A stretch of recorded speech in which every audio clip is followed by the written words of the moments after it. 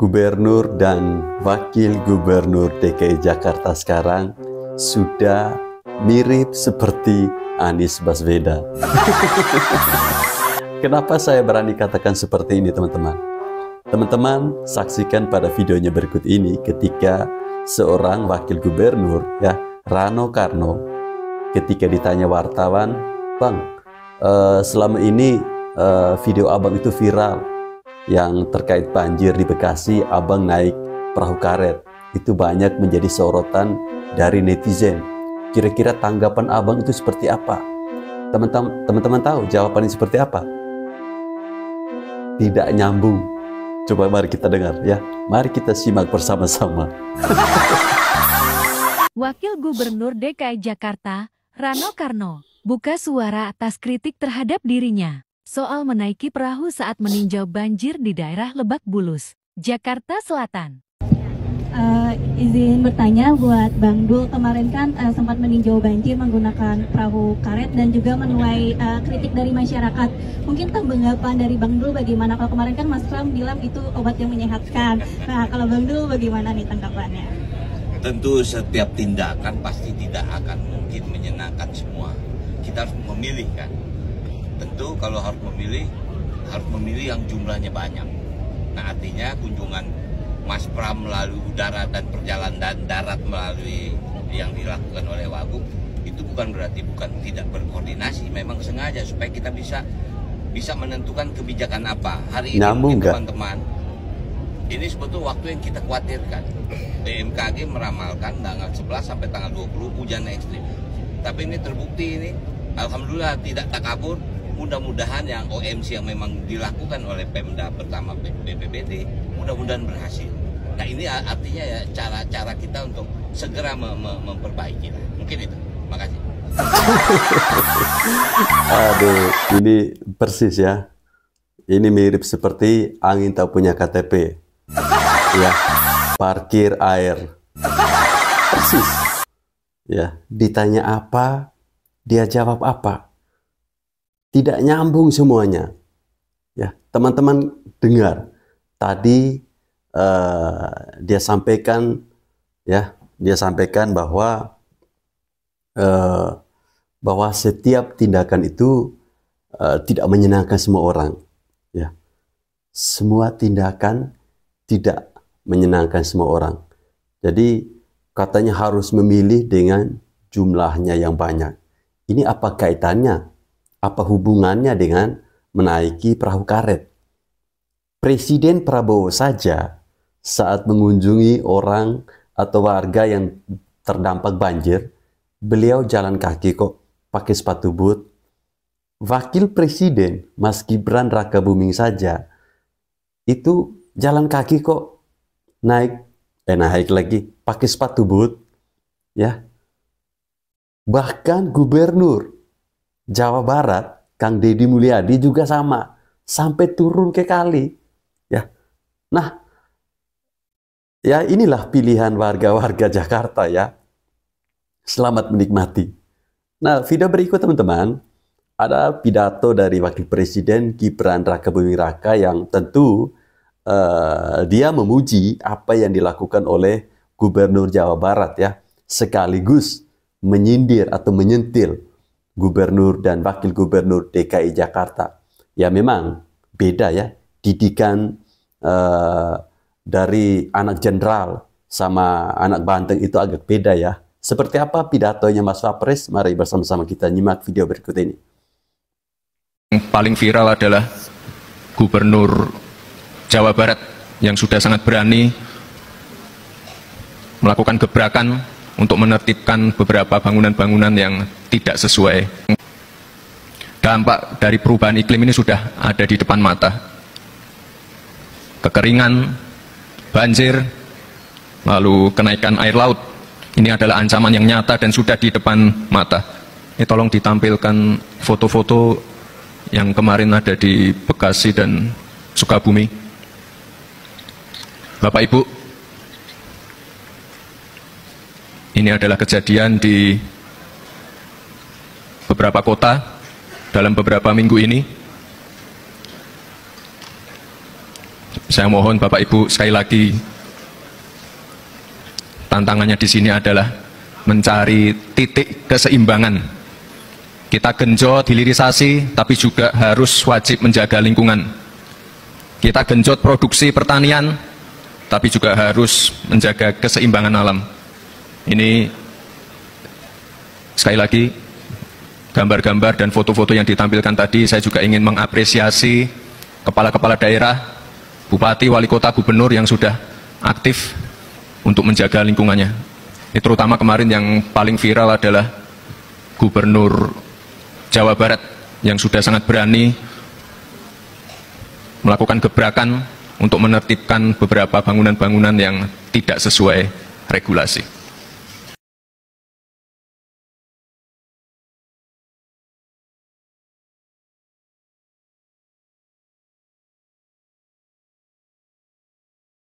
Alat kita mana? Ada Pak kan?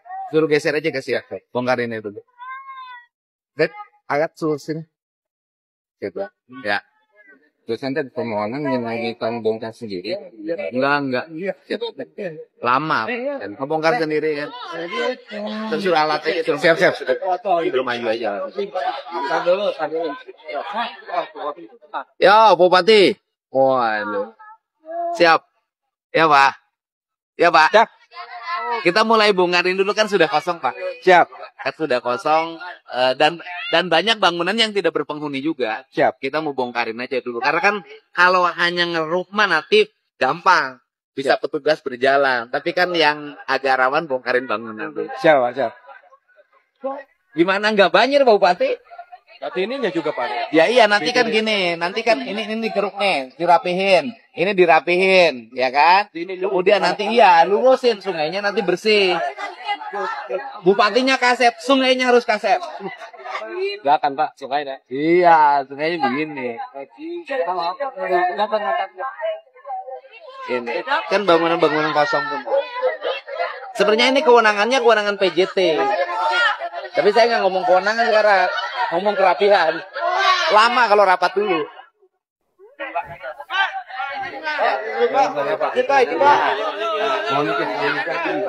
Karena ini pengetahuannya banyak warga yang rumahnya masih. Ya kita yang kosong Pak. Kalau kita minta izin untuk itu enggak Pak. Kenapa? Karena belum banyak percakapan. Enggak. Saya bongkar yang kosong dulu Pak. Yang kosong yang tidak berpenghuni. Coba gimana? Pak, saya sebagai yang punya warung nih Pak. Oke, saya nanya Bapak punya izin dari mana bangun warung? Saya memang tidak punya izin Pak. Saya dari masih kecil diberanakan. Orang tua saya sudah punya warung di situ Pak. Iya, enggak. Bapak punya sertifikat? Tidak Pak. Ya, saya ngakuin saya salah Pak. Udah ini bangunan kosong kayak bongkar. Paling cuma gini Pak. Nah, saya kan habis banjiran. Iya. Pak ya. Habis kerugian Pak. Ini mau jelang lebaran. Alangkah baiknya yang ada masih materialnya. Enggak. Saya fungsikan sebagai warung lagi, Pak. Pak, lama, Pak. Ini kita ngejar waktu, Pak. Yang banjir tuh warga. Saya ini mau bantu. Saya juga kebanjiran, Pak. Iya, saya mau bantu menyelesaikan. Saya bongkar sendiri. Pak, lama, Pak. Tambah masalah menurut kan saya. Karena barang-barang yang bisa dipakai akan dipakai lagi. Bapak sekarang, gini. Saya hitung, saya bayar. Sekarang ke warung saya aja, Pak.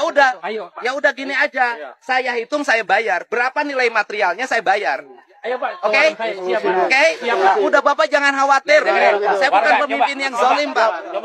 Ya, udah warungnya nanti dihitung. Ini per meter berapa bataknya, berapa semennya saya hitung, saya bayar. Ya, oke? Ya udah. Oke ya.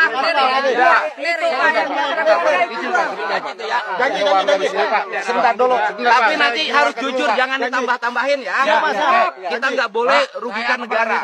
Akan berbuat adil Pak. Janji. Iya. Untuk kemaslahatan desa sendiri. Iya. Akan berbuat adil. Iya. Bupati. Bapak hitung, saya bayar. Sebenarnya harusnya bukan dibayar, dihukum, tapi saya bayar. Iya, dihukum juga saya siap.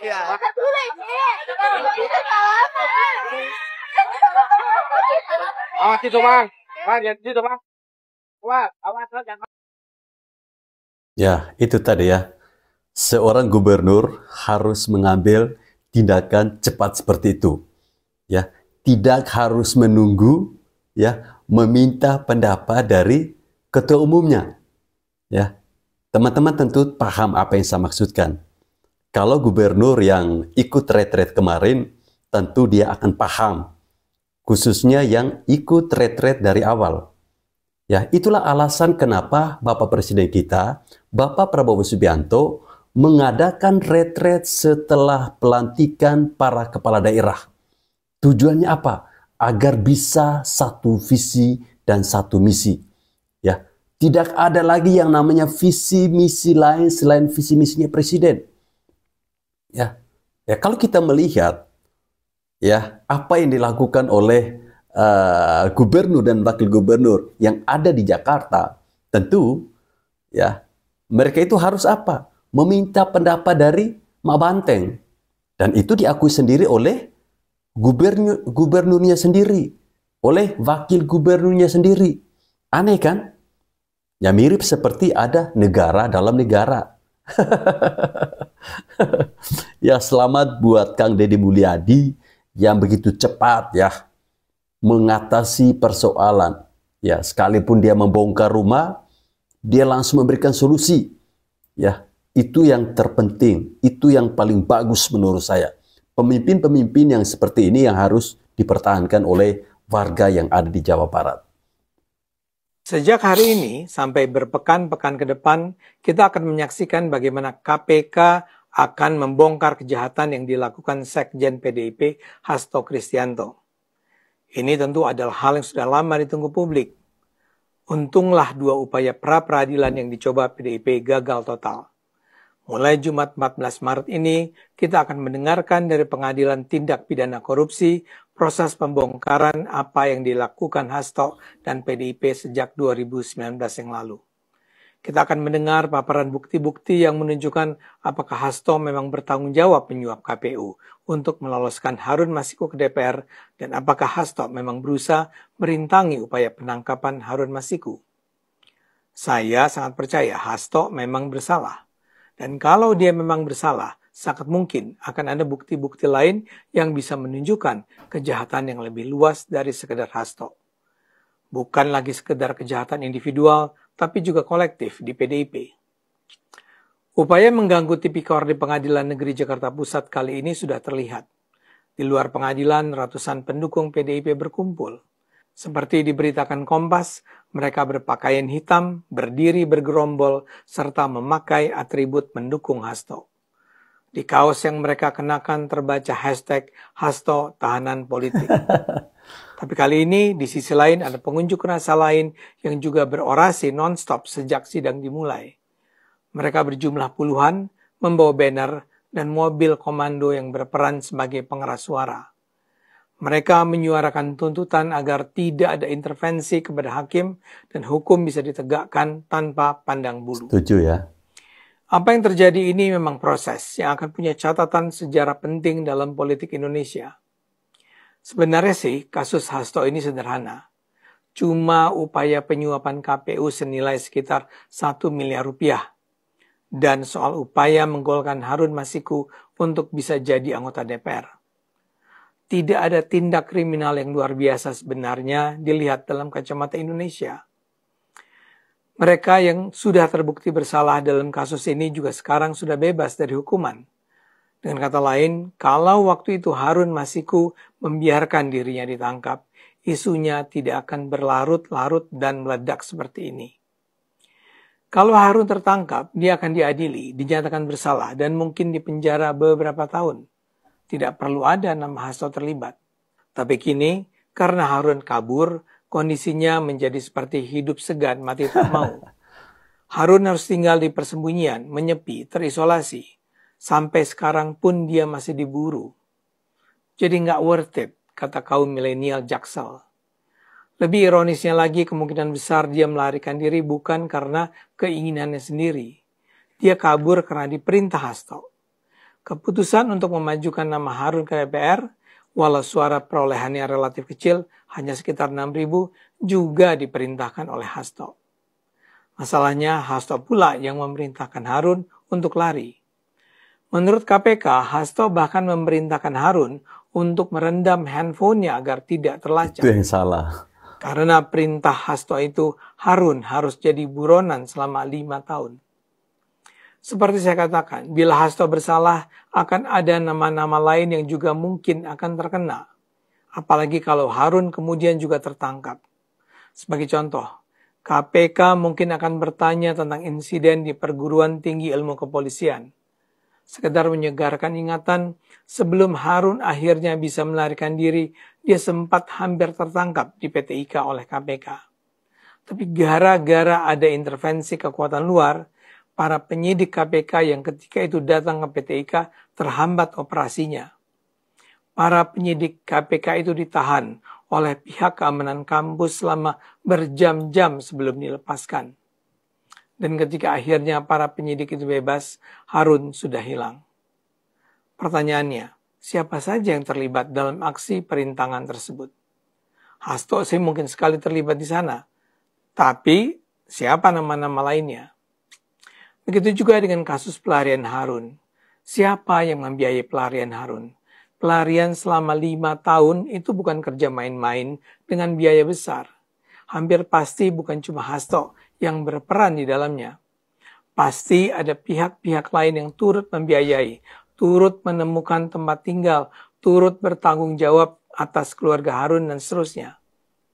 Nah, siapa orang-orang yang berada dalam jaringan itu? Jadi sangat mungkin ini bisa menimbulkan goncangan besar dalam tubuh PDIP yang akan berkongres dalam waktu tak lama. Bagaimana kalau ini semua ternyata juga menyangkut nama-nama tokoh penting lain? Pihak PDIP sendiri sudah mulai melakukan konsolidasi. 1 hari sebelum sidang pengadilan Hasto dimulai, sejumlah pimpinan dan anggota DPR fraksi PDIP bertemu dengan Megawati di rumahnya. Anggota DPR seperti Deddy Sitorus mengatakan pertemuan ini merupakan konsolidasi menjelang kongres partai.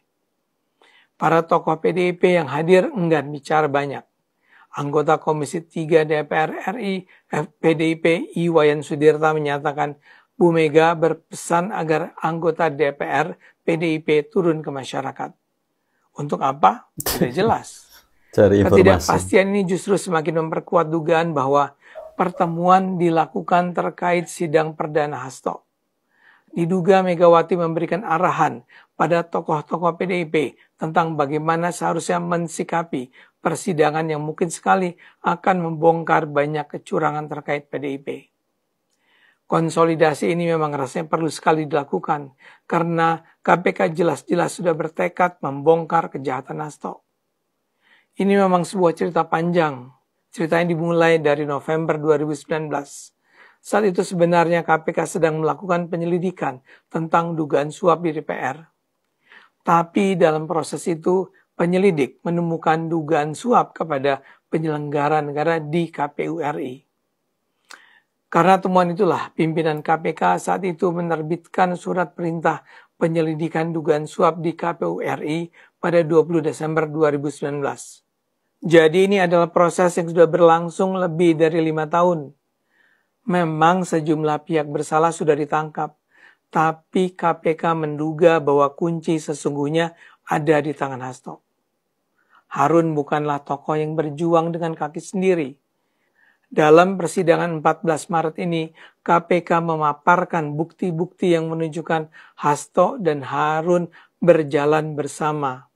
KPK punya bukti bahwa Hasto melalui perantara meminta Harun Masiku merendam handphonenya ke dalam air dan menunggu di kantor DPP PDIP.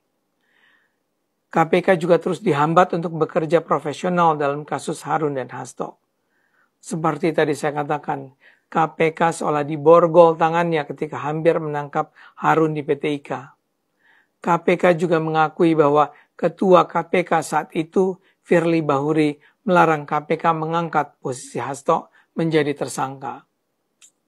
Itu semua yang menyebabkan Harun Masiku bisa buron 5 tahun dan Hasto tidak pernah harus menanggung beban hukum apa-apa. Kini pun PDIP mati-matian berusaha menggagalkan dimulainya persidangan. Kuasa hukum PDIP misalnya menyatakan dakwaan KPK cuma berkualitas oplosan. KPK merespons tudingan itu dengan tenang.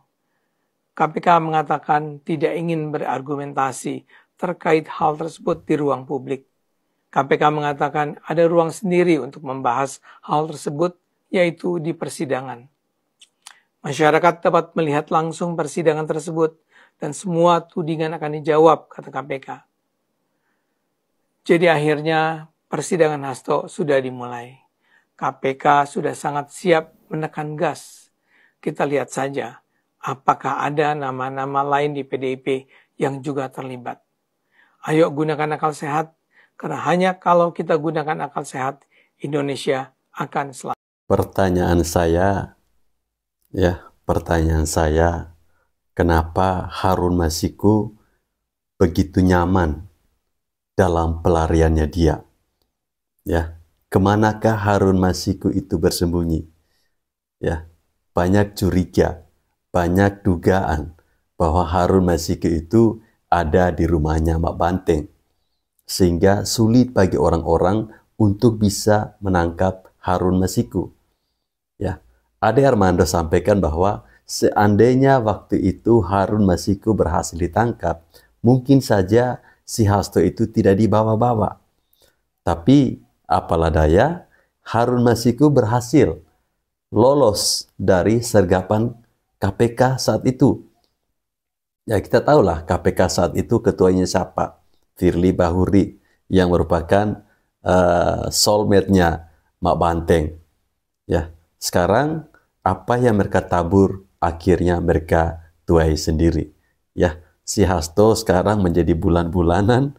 Ya, si Hasto sekarang akhirnya mendekam di dalam jeruji besi sebagai tahanan KPK. Ya, pelarian si Harun Masiku ini pakai uang dari mana? Pakai dana dari mana? 5 tahun dia melarikan diri. Ya, dia pakai uang dari mana? Kemudian apa sih yang mendasari? Apa sih alasan bagi si Hasto ya untuk ngotot agar si Harun Masiku ini bisa menjadi anggota DPR? Apakah ada rencana lain di balik itu? Kita tidak tahu, hanya si Hasto. Kita nantikan saja, semoga di persidangan berikutnya Hasto berani membongkar ya siapa dalang sebenarnya di balik ini semua. Tentu selain Hasto, mesti ada Hasto-Hasto yang lainnya. Kita nantikan saja ya teman-teman.